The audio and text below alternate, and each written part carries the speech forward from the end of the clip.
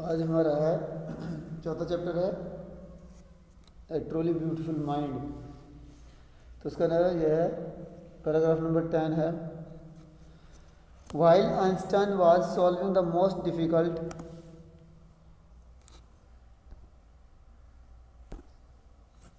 Difficult problems in physics, यानी जबकि जो आइंस्टाइन था वो फिजिक्स की सबसे ज़्यादा जो डिफ़िकल्टीज थी, प्रॉब्लम्स थी, परेशानी, समस्याएं थी, उनको वो सुलझाने में लगा था। His private life was unravelling. Unravelling बोलते हैं स्टार्ट टू फॉलिंग या फेल, यानी जैसे उसने उस लड़की से, जो उसका नाम क्या था, जो उसको वहाँ मिलती है उस यूनिवर्सिटी में, मिलेवा, यानी जब वो अपने काम में लगा रहा उसको उसने टाइम नहीं दिया। यानी ये अपने जो पारिवारिक जीवन है उसको अगर आप आदमी सही सलामत रखना चाहता है तो अपने जो परिवार है, अपनी बीवी है, बच्चों को टाइम देना पड़ेगा, उनके साथ रहना पड़ेगा थोड़ा बहुत, तो उसको टाइम नहीं दे पाता वो। और his private life was unravelling, यानी और उसका जो पारिवारिक जो जीवन था वो ख़त्म होने लगा, यानी शुरू हो गया वो गिरना। Albert had wanted to marry Mileva, यानी जो अल्बर्ट था वो उसको से मैरी यानी शादी करना चाहता था। Right after finishing his studies, यानी कब, जब वो अपनी स्टडी को कंप्लीट कर लेगा तब उससे वो शादी करने वाला था। But his mother was against it, यानी जो उसकी माँ थी अल्बर्ट आइंस्टाइन की, वो इसके बिल्कुल ख़िलाफ़ थी, यानी इसके अगेंस्ट थी। शी थॉट, यानी वो सोचती है, Mileva who was 3 years older than her son, यानी जो मिलेवा जो लड़की थी वो उसके बेटे अल्बर्ट आइंस्टाइन से लगभग 3 साल बड़ी थी, यानी उम्र में उससे वो ज़्यादा बड़ी थी। Was too old for him, यानी उसके लिए वो ज़्यादा बड़ी थी, यानी कहने का मतलब है यानी उसके लिए वो सही नहीं थी शादी करने के लिए। She was also bothered by Mileva's intelligence, यानी जो वो माँ थी उसकी, वो बॉदर्ड कहते हैं परेशान होना, यानी किसी चीज़ से ऊब जाना। तो वो जो मिलेवा थी वो उसकी इंटेलिजेंस यानी उसकी समझ से या उसकी दिमाग से वो बिल्कुल परेशान थी।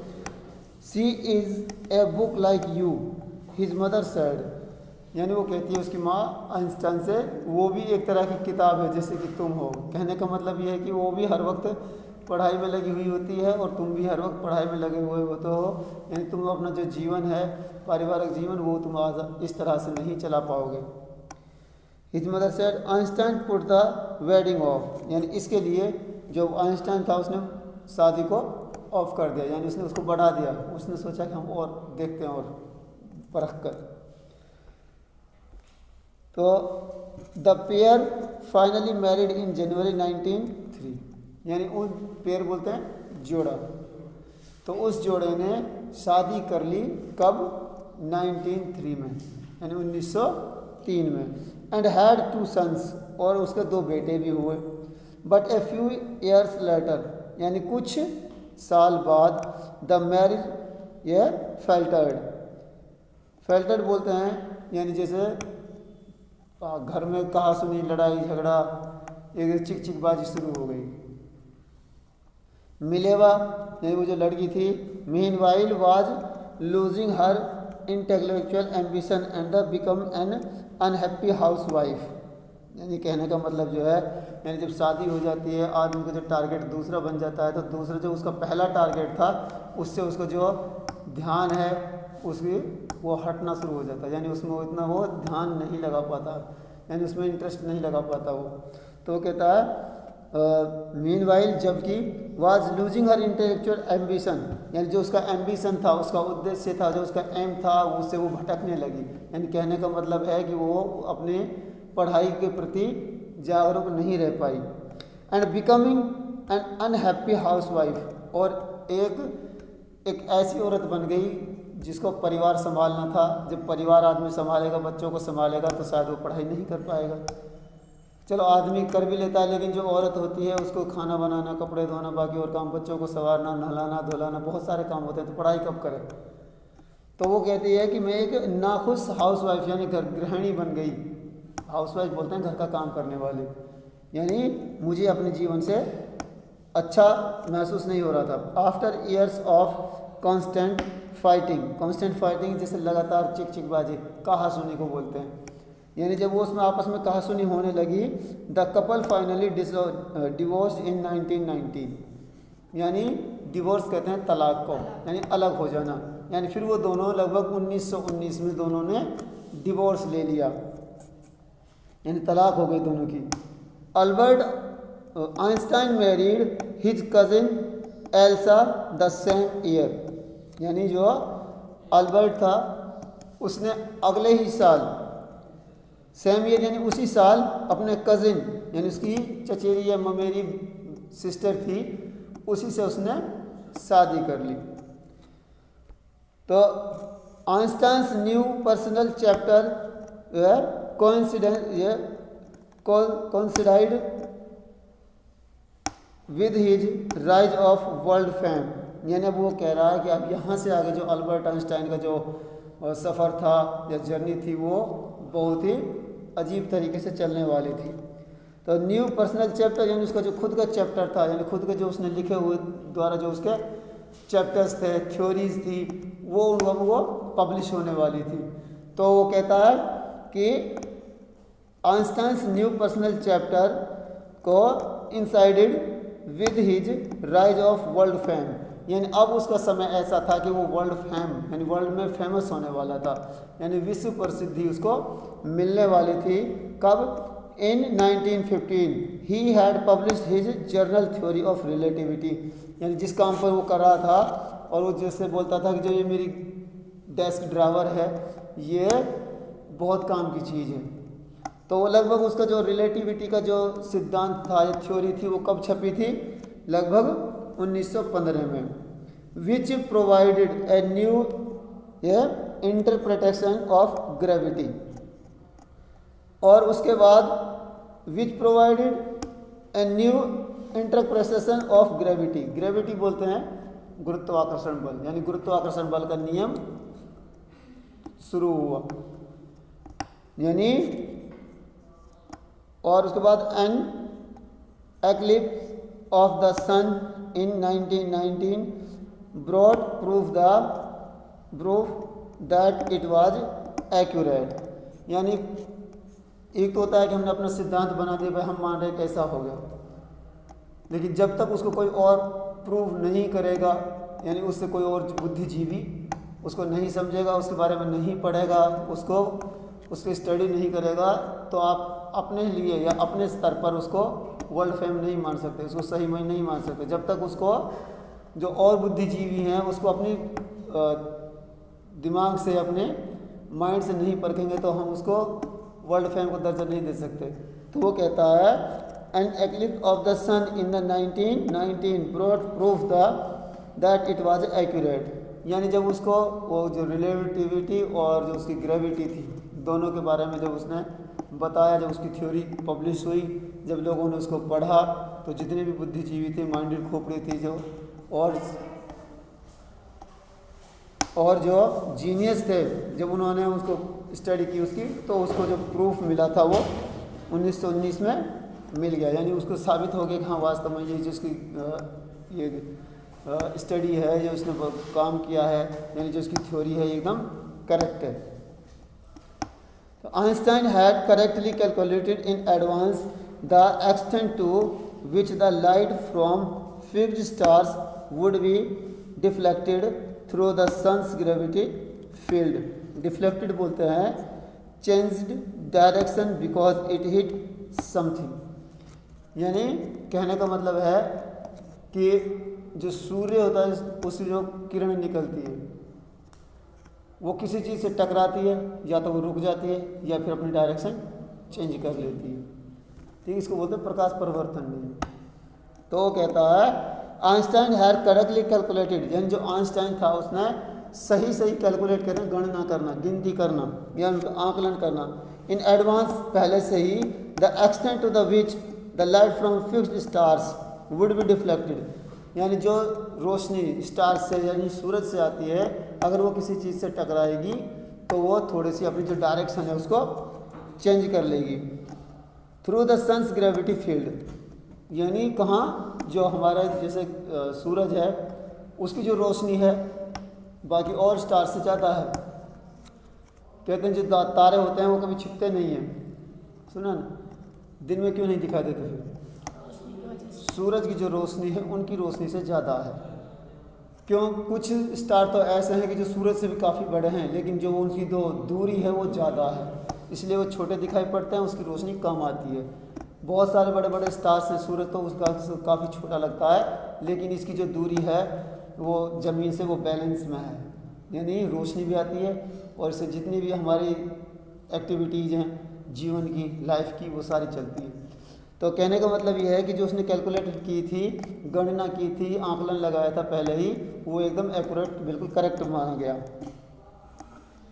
The newspaper proclaimed his work as a scientific revolution, यानी जब उसने उसकी जो थ्योरी थी पब्लिश हुई, छापी गई, जब लोगों ने उसको पढ़ा तो न्यूज़पेपर में खबर आई।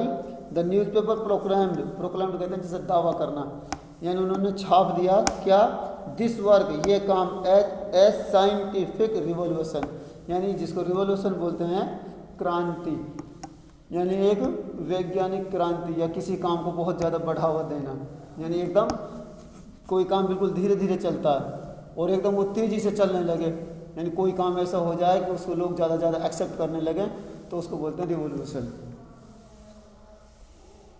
तो उसके बाद है Einstein received the Nobel prize for physics in 1921, यानी जब फिजिक्स में उसने थ्योरी लिखी थी, जो काम किया था, उसके एवज में, उसके बदले में उसको नोबेल प्राइज दिया गया। कब? 1921 में।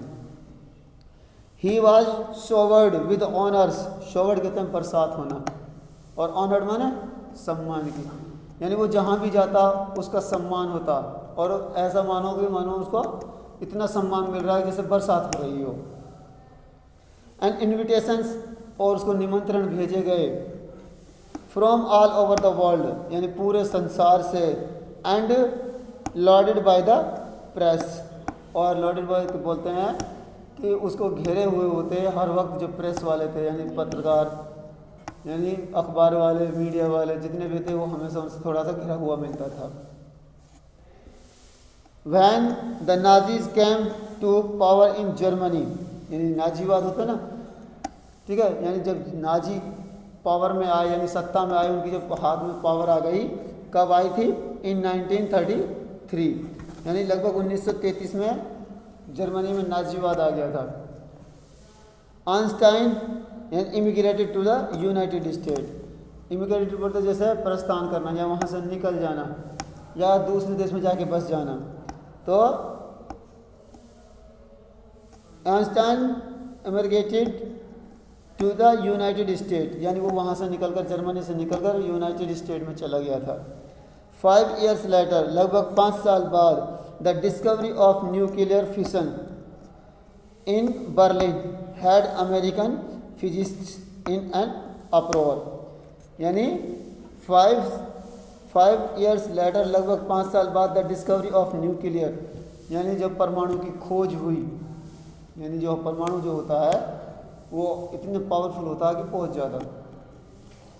फिशन यानी उसका जो तत्व था, यानी उसकी जो कार्यविधि थी, वो इन बर्लिन, यानी उसकी जो खोज की थी, डिस्कवरी हुई थी, वो बर्लिन में की गई थी। हैड अमेरिकन ये फिजिक्स इन एन अप्रोर, यानी जो अमेरिकन के जो फिजिक्स में, यानी भौतिकी में काम करने वाले जितने भी वो बुद्धिजीवी थे, वैज्ञानिक थे, उनमें अप्रोर बोलते हैं जैसे ज़्यादा ज़्यादा बातें करना किसी चीज़ को लेकर, यानी उन्होंने कहा कि भाई हाहाकार मच गया, या फिर हंगामा हो गया, यानी कोई ऐसी चीज़ हमने खोज निकाली जिससे हम बहुत ज़्यादा किसी भी चीज़ को हम कंट्रोल कर सकते हैं, या किसी भी चीज़ को तबाह कर सकते हैं, यानी बड़ी उपलब्धि हासिल करना, कहने का मतलब ये है। Many of them had fled from fascism, just as Einstein had, and now they were afraid the Nazis could build and use an atomic bomb. Many of them यानी ज़्यादातर उनमें से, many of them बोलते हैं उनमें से ज़्यादातर, had flooded from fascism यानी वो उस चीज़ से प्रभावित हुए कि भाई हाँ ये चीज़ वास्तव में सही है।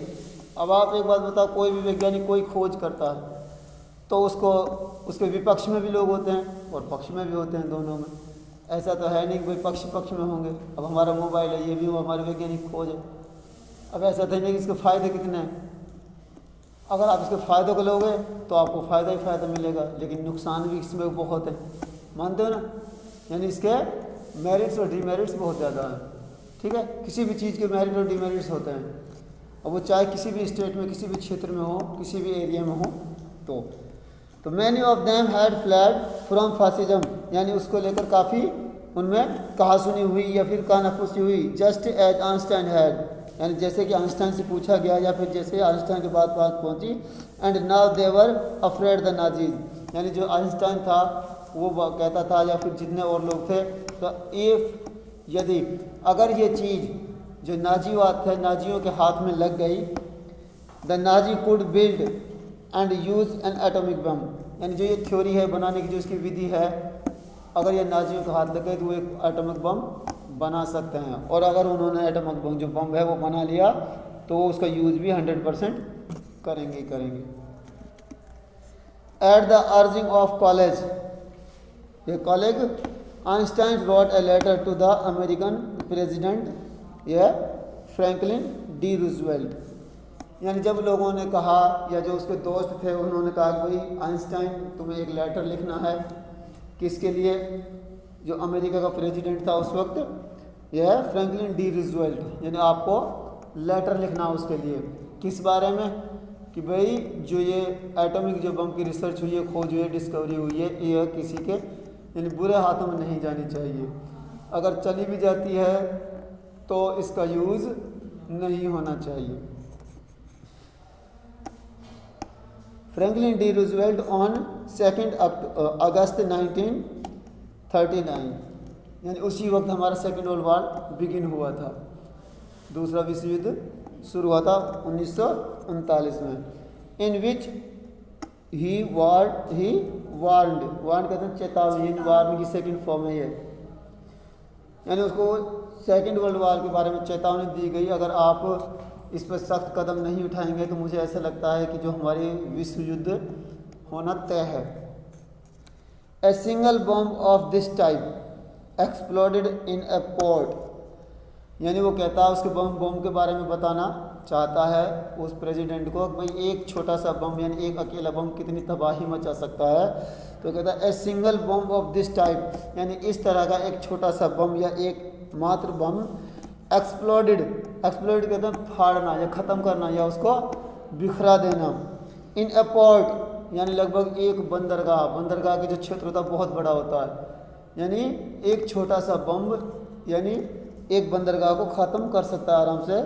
Might very well destroy the whole port together with some of the surrounding territory यानी वो कह रहा है कि सिर्फ पोर्ट ही पोर्ट नहीं है, exploded a port might very well destroy यानी उसको तो वो बहुत अच्छी तरह तबाह कर सकता है, यानी उसमें कुछ नहीं छोड़ेगा, ठीक है। द होल पोर्ट टुगेदर यानी पूरा जो पोर्ट होगा, बंदरगाह होगा, वो सारा ख़त्म हो जाएगा। With some of surrounding territory यानी और वो जो चीज़ें या जो स्थान जो घर उस पोर्ट के चारों तरफ, सराउंडिंग बोलते हैं, चारों तरफ जो इलाका है वो सारा ख़त्म हो जाएगा। His words did not fail to have an effect यानी ये जो शब्द थे इन शब्दों का उसके ऊपर कोई ज़्यादा प्रभाव नहीं पड़ा। कहने का मतलब है कि उसकी बात नहीं मानी गई। The Americans developed the atomic bomb यानी जो अमेरिकन थे उन्होंने एटॉमिक जो बम था वो बना लिया। इन ए सीक्रेट प्रोजेक्ट यानी सीक्रेट प्रोजेक्ट हैं कि बिल्कुल गुप्त रूप से किसी को पता ही नहीं चला कि कब बना लिया। ऑफ देयर ऑन यानी अब उन्होंने खुद अपनी टेक्नोलॉजी से।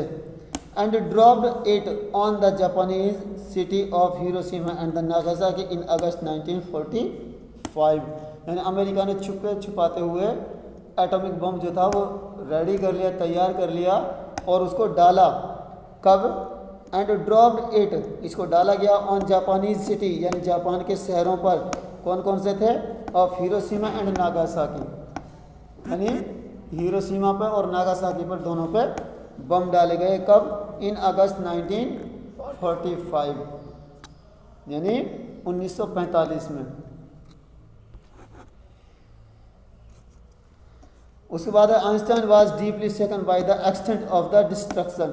डिस्ट्रक्शन बोलते हैं तबाही को, यानी जब ये तबाही हुई उन बमों के कारण तो ये जो आइंस्टाइन था वो अंदर से हिल गया। कहने का मतलब है उसका दिल बहुत ज़्यादा दुख हो गया, यानी वो दुखी हो गया था। Einstein was deeply सेकन by the extent of the destruction, यानी इस तबाही के कारण जो आइंस्टाइन था वो ज़्यादा यानी टूट गया, यानी उसकी जो मानवता पर जो भरोसा था वो ख़त्म हो गया। कहने का मतलब है कि उसको बहुत ज़्यादा सदमा लगा। This time he wrote a publish missive to the United Nations. Missive लोग बोलते हैं a letter specially long and official, यानी ऑफिशियल यानी ऐसा लेटर या ऐसा पत्र जो ऑफिस के लिए यानी किसी प्रशासन के लिए वह लिखा जाता हो। Einstein was deeply shaken by the extent of the destruction. This time he wrote a published missive to the United Nations, यानी यूनाइटेड नेशंस के लिए उसने एक लेटर लिखा जो कि एकदम वो ऑफिशियल था, यानी उसमें कोई वो नहीं था भाई आम आदमी तक पहुँचे या किसी तक नहीं पहुँचे, यानी ऑफिशियल था। तो in it he proposed the formation of a world government, यानी उसने एक सुझाव दिया था, यानी उसने एक सजेशन दिया था। इन इट ही प्रपोज्ड, यानी उसने एक सलाह दी the formation of the world government, यानी एक वैश्विक स्तर पर वर्ल्ड लेवल पर एक सरकार बनाई जाए या एक ऐसी संस्था बनाई जाए, यानी unlike the letter to Roosevelt this one made no impact, यानी ये जो लेटर था इस लेटर ने भी उस डी रूजवेल्ट के ऊपर कोई इम्पैक्ट यानी कोई प्रभाव नहीं दिखा पाई और उसने इस बात को भी मानने से मना कर दिया था। But over the next decade, decade बोलते हैं दशक को, यानी 10 सालों का 10 चीज़ों का एक समूह, यानी 10 सालों का समूह। But over the next decade यानी अगले दशक में Einstein got ever more involve in politics, यानी अब जो उसकी थ्योरी थी यानी जो एक साइंटिस्ट बना था वो तो बन गया, लेकिन अगली बार वो कहता है कि अब मुझे पॉलिटिक्स में आना है और पॉलिटिक्स में आने के बाद मुझे शांति लेके आनी है, यानी मुझे कुछ ऐसा करना है कि जो संसार है वर्ल्ड है ये कुछ यानी लड़ाई भिड़ाई ना करे और आराम से शांति से अपना जीवन निर्वाह करे। यानी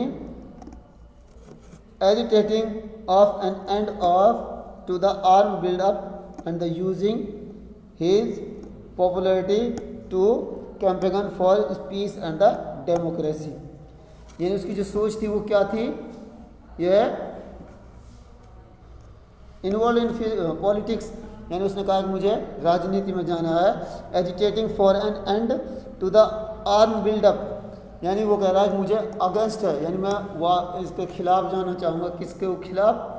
कि an end to the arms, यानी हथियारों का अंत होना चाहिए, यानी वो इस बात के खिलाफ था कि जो हथियार हैं वो नहीं होने चाहिए। यानी अगर देखो मैं आपको एक एग्जांपल दे के बताता हूँ कि घर में लड़ाई भिड़ाई हो गई, भाई आदमी को गुस्सा आता तो कुछ भी कर जाता है, करता है ना।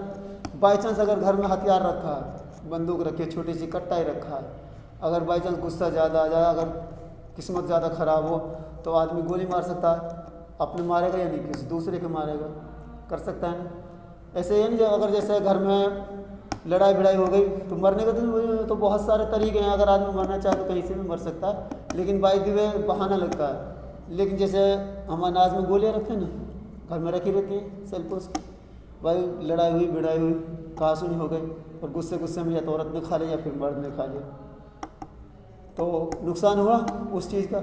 अगर बाई चांस वो ना होती तो वो ढूंढता भी तो काफ़ी टाइम लगता, घर में थी नहीं, दूसरे से इस चीज़ को मांग नहीं सकता, दूसरा अगर मांगेगा भी तो गुस्से में कोई देगा नहीं, तो शायद वो नहीं मरता, ये इतनी बुरी तबाही नहीं आती। तो कहने का मतलब ये है कि अगर हमारे पास हथियार होंगे, अगर थोड़ी सी किसी दूसरे देश से कहासुनी हुई तो हम अपने हथियारों का यूज़ करेंगे, जिसकी वजह से बहुत ज़्यादा तबाही मचेगी।